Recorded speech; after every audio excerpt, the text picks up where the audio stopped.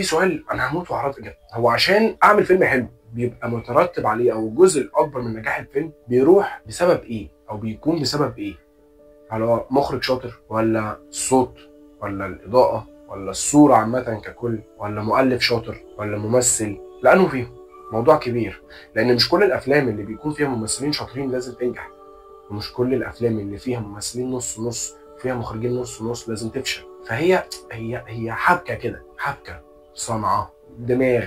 عامه الموضوع ده كبير قوي عشان نفهمه ونطلع منه بمعلومه هنفصصه شويه. فالموضوع ده عايز منك ايه يا صاحبي؟ سكت وبناني بني تقيل، اظبط لك دماغك ويلا بينا خد لك ايه لقطه.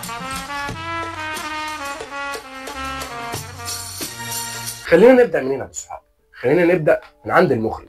المخرج دايما هو زي ما بيتقال هو رب العمل، هو العضو الاهم في العمل او العضو الابرز في العمل، هو اللي في ايده كل التفاصيل، هو اللي من الاخر بيقدر يقود كل اللي شغالين معاه في كاست الفيلم، من تمثيل لانتاج لتصوير لصوت. المجال دوت اللي شغالين فيه كتير جدا، حتى بعيدا عن لوكيشن التصوير في المونتاج كمان. الفيلم كله بيبقى مرسوم هنا عند المخرج. فهل المخرج بيقدر يخرجه بالتفاصيل اللي هو عايزها؟ على امثله من دوت كتير جدا. واحد شبه شاهين مثلا من المخرجين اللي حرفيا هو السقف، زي ما قال خالد النبوي قبل كده. شاهين ده كان السقف بالنسبه للناس اللي في معهد تمثيل او في معهد فنون مسرحيه او اللي دارس المجال ده عموما. هو بالنسبه له السقف، هو بيتضرب بيه المثل. هو وصل لليفل ان انت لما واحد بيعمل فيلم حلو قال له انت فاكر نفسك شاهين، او هو قرب من شاهين برغم كم اللغط وكم الحاجات اللي اتقالت على شاهين من ادارته للوكيشن. خلينا نتفق ان هو عبقري، بيعرف يخرج صوره كويس جدا، بيعرف يخرج موضوع كويس جدا، بيعرف يخرج ممثل. دي فيها شويه كلام،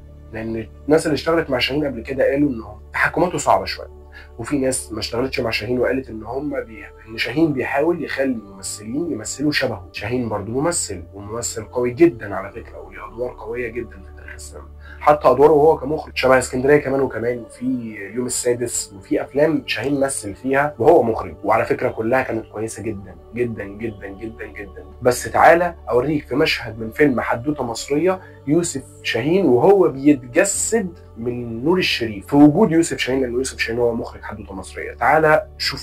طرطور ايه وطرطور ايه؟ ما تشوف لك قصه تانية. ده اهم فيلم في حياتي. على كل حال سيادتك تاخد ده وتشوف لك طريقه فيه. هي دي الطريقه؟ ده شغل سنتين. لا بقى، ما تتعلاش قوي على اللجنه. وانت عايز تكتب على كيفك؟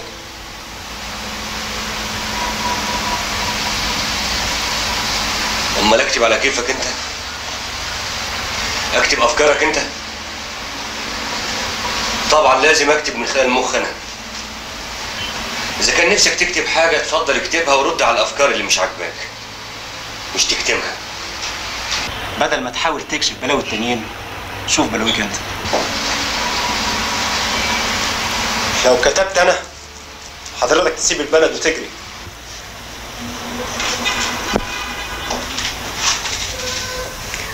اللي عايز تقوله ما بتقولوش يا عبد الهادي. بلوة ايه اللي انت كاتبها انت راخر؟ اذا بليتم فاستتروا. اذا بليتم فاستتروا مش انتحروا، مش اكرهوا يا عبد الهادي. السيناريو ما فيهوش حاجه والشخصيه ما فيهاش حاجه. عايز اعرف انت بتصلي ازاي؟ فاكرين هتضحكوا على الارض والسماء كمان؟ يا عبد الهادي انت راجل اسود ومنافق وخاين وكذاب. انا بقى اللي هصلي ربنا انه يغفر لك. لو كملت تصوير شوط واحد من الفيلم هتلاقي نفسك في السجن. هو فعلا اللي اتقال في المشهد ده حقيقي، نقطه ان يوسف شاهين ما كانش بيقعد في لوكيشن. يوسف شاهين مش المخرج اللي بيقعد على كرسي وبيدي اوردرز، لا، هو يوسف شاهين الى اخر فتره قبل مرضه هو واقف على رجله طول مده الشغل في اللوكيشن، هو اللي بيليد كل حاجه في المشهد بالمعنى الحرفي. بيطلع يركب على الكاميرا وبيطلع بيحرك مجاميع وممكن يدي اوردرات معينه لممثلين معينه بشكل هو في المشهد. ولو المشهد فيه استعراض، هو على فكره يوسف شاهين كان راقص عبقري وفنان استعراضي، حرفيا كان عبقري، ودي حاجه انا ما شفتهاش في مخرجين كتير. بس رغم كل ده نجاحات يوسف شاهين، وعمل افلام اسطوريه وعمل افلام على الوجه النقدي او على من ناحيه النقد او نقديا زي ما بيقولوا هي حلوه جدا، بس جماهيريا ما اتفهمتش. كتير مننا حب المصير، كتير مننا حب المهاجر، بس انا كفاهمه للفيلم لا، مش فاهم المورال، مش فاهم الرساله اللي عايزه توصل. فدي كانت بتبقى برضو عيب من عيوب المخرج، برغم ان هو عامل فيلم كويس جدا، صوره عبقريه، كل كادر هو ما عباره الا عن برواز، عن لوحه فنيه مرسومه. بس برغم كده جماهيريا هي ما اتفهمتش.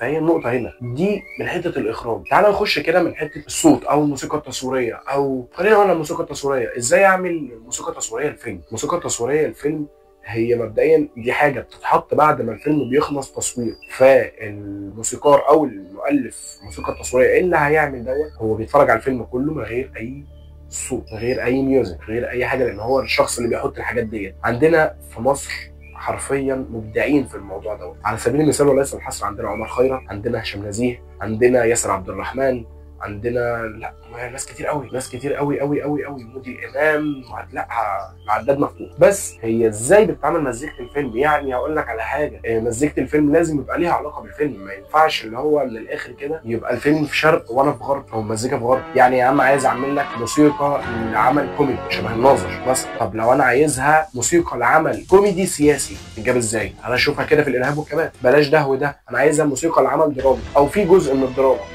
اتفرج على ياسر عبد الرحمن في ملاك اسكندريه او ليله البيبي دول، اتفرج عليه كده، اسمع الميوزك، حاجه كويسه جدا بجد، هي حرفيا حاجه كويسه جدا. بخلاف ده لو طب انا عايز مزيكا تضحكني على المشهد، مع ان مفيش اي كوميديا بتتقال، فممكن المزيكا هي اللي تضحك عادي جدا. عندك في محطه مصر مثال على كده، وعندك فيلم ثقافي. فيلم ثقافي كمزيكا هي من الميوزك الايكون في تاريخ السينما، بمجرد ما هتسمعها انت هتحس ان انت سمعت حاجه كده هتيجي في دماغك. فلو جينا برضه في نقطه عمر خيرت، عمر خيرت من الناس اللي بص خليني اقولها لك ازاي. في 3 في مصر هيتعامل شبه الكوره كده، في 2 بيتحطوا في الخطه وبعد كده بقى الخطه في منتخب مصر، محمد صلاح والشناوي. في 3 في مصر بيعملوا اي تتر وبيعملوا 90% من المزيكا في الافلام، علي الحجار، خالد صالح، وعمر خيرت. انت تاريخنا من الدراما ومن الافلام 90% من الناس ديت، مع كم من الفطاحل التانيين برضو، بس دول اللي ليهم الاغلبيه في وجهه نظري. مش معنى كده ان الباقي ما ابدعش، الباقي ابدع جدا، بس دول تراث. الليل واخره، عباس الابيض، ليله القبض على فاطمه، في حاجات تسمعها كده خلاص هي علقت في دماغك. هنيجي لنفس النقطه، ازاي اجيب مهندس او اجيب